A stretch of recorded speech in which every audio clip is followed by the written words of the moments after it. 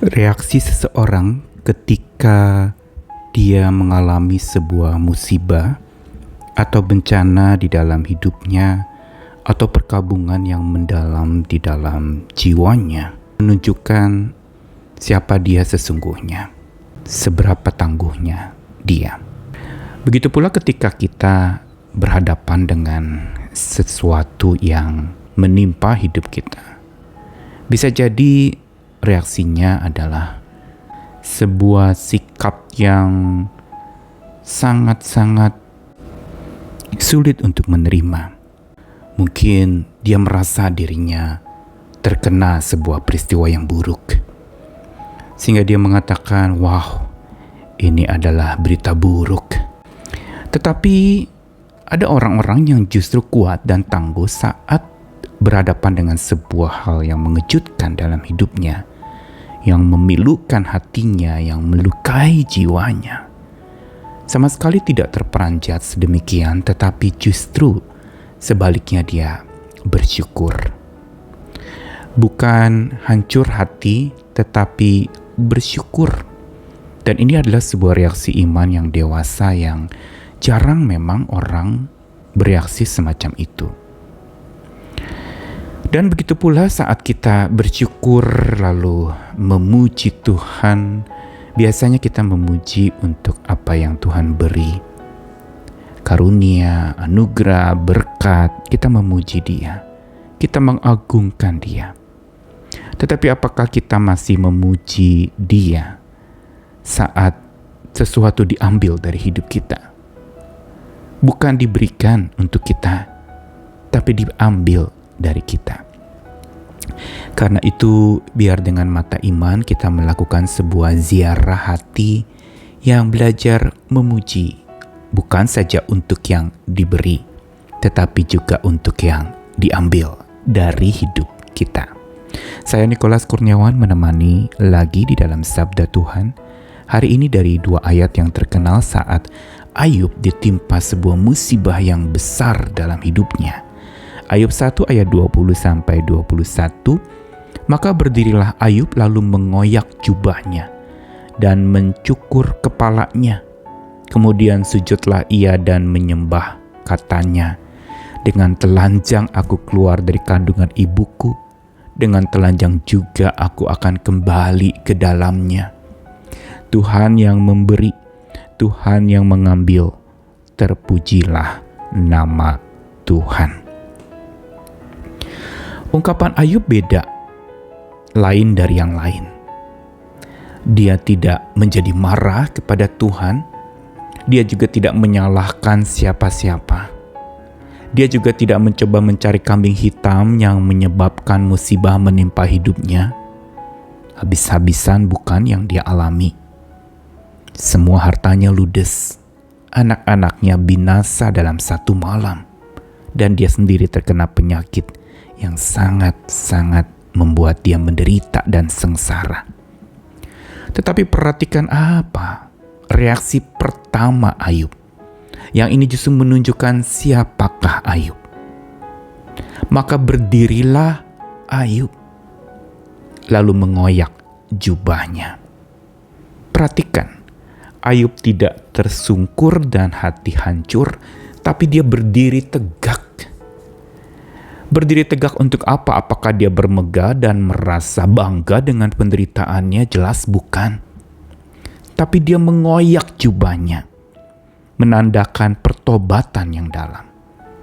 Dia mencukur kepalanya, menandakan betapa dirinya itu tidak layak dan tidak pantas lagi disebut sebagai anak Allah. Tetapi dia merasa dirinya hanya budak atau hamba. Bukankah mencukur kepala itu biasanya memang dilakukan untuk orang-orang budak pada masa itu? Lalu ia sujud menyembah. Bagaimana gestur Ayub ini sebenarnya menunjukkan siapa Ayub? Seorang yang dalam kondisi yang hancur-hancuran dia masih tegak berdiri di hadapan Tuhannya. Lalu dia bertobat kepada Tuhannya.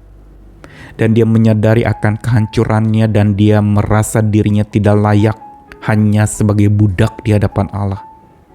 Dan akhirnya dia mau sujud menyembah kepada Allah. Apa yang Ayub lakukan ini sesungguhnya menunjukkan betapa luar biasanya kesalehan Ayub. Dan kata-katanya makin lagi menegaskan. Dengan telanjang aku keluar dari kandungan ibuku, dengan telanjang pula aku akan kembali ke dalamnya. Ayub sadar dari mana dia berasal dan bagaimana dia berasal. Dia telanjang dan kembali pun akan telanjang, berarti dia tidak punya apa-apa. Datang tidak bawa apapun dan pulang tidak bawa apapun. Tak ada yang dia miliki. Kenapa demikian? Karena dia imani dan amini bahwa segala yang ada padanya milik Tuhan. Karenanya muncul sebuah pengakuan imannya yang luar biasa. Tuhan yang memberi, Tuhan yang mengambil, terpujilah nama Tuhan. Sebuah ungkapan yang tidak biasa pada saat itu yang diungkapkan oleh seorang saleh seperti Ayub. Biasanya Tuhan yang memberi, terpujilah nama Tuhan, itu biasa kita dengar. Tapi saat itu Ayub mengatakan Tuhan yang memberi, Tuhan yang mengambil, terpujilah nama Tuhan. Ayub masih memuji nama Tuhannya saat bukan saja apa yang dia terima dari Tuhan, tapi apa yang diambil daripadanya oleh Tuhan. Ini membuat dia tetap memuji nama Tuhan. Dan kata terpujilah nama Tuhan itu lebih tepat diterjemahkan diberkatilah nama Tuhan. Dan terpuji ini digunakan kata dari kata dasar berak. Berak ini yang berarti adalah, kita tahu berakah, yang berarti berlutut, yang berarti berkat, berokah, yang menunjukkan betapa dia hanya hamba yang mau berlutut di hadapan Tuhannya. Ini yang menyebabkan Ayub masih bisa memuji Tuhannya untuk apa yang diambil daripadanya. Kesehatannya, harta bendanya, anak-anaknya semua diambil dan perkabungan yang hancur-hancuran terjadi dalam hidupnya. Dan disitulah sebenarnya kita lihat bagaimana kepiawaian iman Ayub. Dalam ziarahnya di dunia ini yang penuh dengan dinamika dan luka hati yang melanda hidupnya, dia tetap masih memuji nama Tuhan, bukan saja untuk apa yang Tuhan berikan, tapi untuk apa yang Tuhan ambil daripadanya.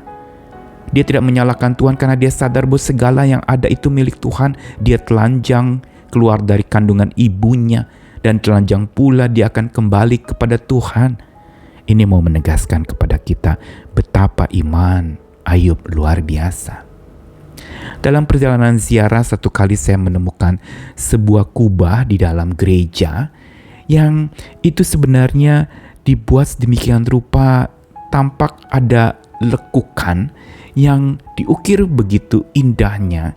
Tapi kalau diamati dari tegak lurus memandangnya, maka bagian yang cekung itu yang diukir begitu rupa akan tampak, justru kalau lihat dari dimensi lain, akan menjadi tampak cembung. Dalam hidup kita memang ada cekung iman kita, tapi ada cembungnya. Ada masa di mana kita menerima segala sesuatu, tapi ada masa di mana kita habis-habisan, tidak ada lagi yang ada pada kita. Ada kalanya kita diberikan oleh Tuhan, tapi ada kalanya juga sesuatu atau seseorang, entah yang diambil itu adalah justru rejeki atau orang yang sangat kita kasihi. Tapi pertanyaannya, masihkah kita mau berkata seperti Ayub, terpujilah nama Tuhan untuk apa yang dia beri, tapi juga untuk apa yang dia ambil. Pelajaran dari kisah Ayub mau mengajarkan kepada setiap kita, di dalam cekung dan cembungnya iman kita, satu yang pantas kita pegang adalah bahwa jangan hanya memuji Tuhan untuk apa yang Tuhan beri, tapi juga untuk apa yang dia ambil. Karena segalanya yang ada pada kita itu adalah milik Tuhan. Dialah sang empunya segala. Sekaligus dia juga yang punya rencana di balik apa yang dia beri, sekaligus apa yang dia ambil. Karenanya saat kita menerima sesuatu, apa yang Tuhan beri, bersyukurlah. Tapi saat ada yang diambil daripada kita, tetaplah bersyukur, bersungkur kepadanya, dan puji namanya. Amin.